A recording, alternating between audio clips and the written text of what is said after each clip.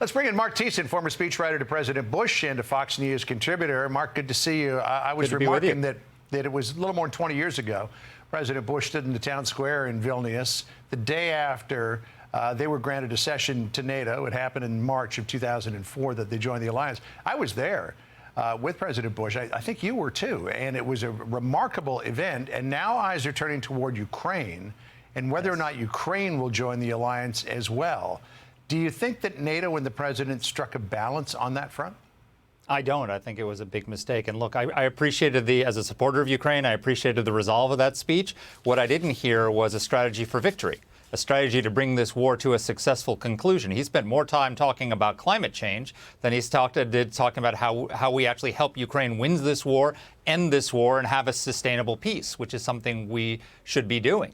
Right now he's giving Ukraine enough weapons not to lose, but he's not giving them the weapons to win. To win a counteroffensive, you have to have tanks, you have to have long-range artillery, and you have to have air power. And those are all the things that the United States is refusing to give the Ukrainians. The British are giving them starting to give them long-range missiles. The French are starting to give them long-range missiles. We're letting them train on F-16s. But when's the last time a modern country has fought a ground offensive without air power? How are they supposed to take land when they don't have fighter jets to take out the Russian positions on the ground? So he's making them fight with one hand tied behind their back, and it's unfortunate. So what ultimately do you think the message is that he is sending the world on the stage right now? I mean, it was the entire. So I was with President Bush in 2008 at the NATO summit when he actually pushed the allies to invite Ukraine to join the NATO alliance, and they refused. And this summit was the reverse, where almost all the NATO allies wanted to issue an invitation to Ukraine to join the alliance once the fighting has ended, and it was President Biden in Germany who refused. That's a huge mistake. Nobody wants to bring Ukraine into NATO while the current war is going on, because that would be like a declaration of war on Russia. But it's at the same time, you cannot have peace in Ukraine unless that peace is guaranteed by NATO membership. Because Putin, as he said in the speech, is never going to accept that Ukraine is an independent country. So if let's say we get to a ceasefire where he's been pushed back and he has to have a ceasefire, he's just going to pause, regroup, reconstitute his forces, then go for it again in 5 years, just like he did after the 2014 invasion. The only way you have a lasting peace where we don't have to do this all over again 5, 6, 7 years from now and spend tens of billions of American tax dollars to help the Ukrainians is if you make it impossible for Putin to achieve his goals. And the only way you do that is by bringing Ukraine into NATO, because Putin has never attacked a NATO country.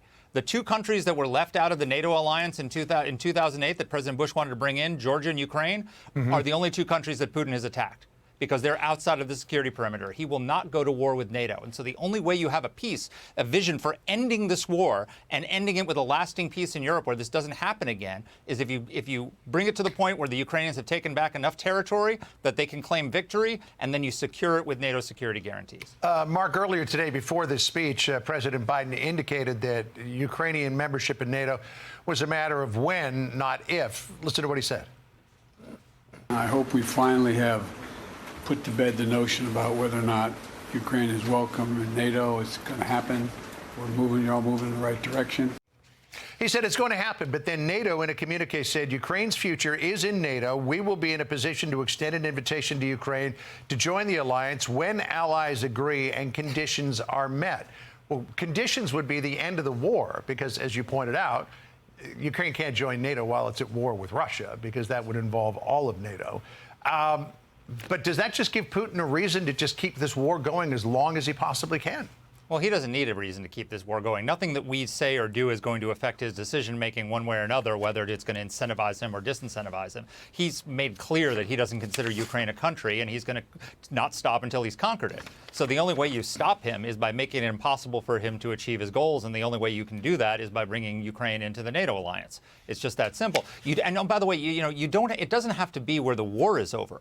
It has to be when the fighting is over. So, if you think about South Korea, where we have the equivalent of an Article 5 guarantee, we're still technically at war with North Korea. The Korean War never ended. There was just an armistice. So you could have a situation where you have an armistice, and you can bring NATO into Ukraine into NATO, and then you've drawn a bright line for Putin saying you can't go past this line again, and he won't. Really interesting moment when you look at how the president's been handling the press over all these questions. This was a moment when a reporter asked the president a NATO question. This was to Zelensky. Watch Biden's reaction. President Zelensky, how soon after the war would you like to be in NATO? How soon after the war would you like to join NATO? An hour and 20 minutes.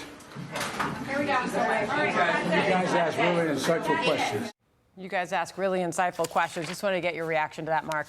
Yeah, old Yeller now taking it out on the press. First he takes it out on his aides, now he's taking it out on the press. I mean, he has contempt for the media. That's fine. Why doesn't he sit down and do an interview with Fox and he can say that to your faces? All right. The invitation's out there. Yeah, Mark, great to see you. Yeah, we'll take the president anytime. No doubt about that. Thanks so much, See you Mark. again soon. Take care. I'm Steve Ducey. I'm Brian Kilmeade. And I'm Ainsley Earhart. And click here to subscribe to the Fox News YouTube page to catch our hottest interviews and most compelling analysis.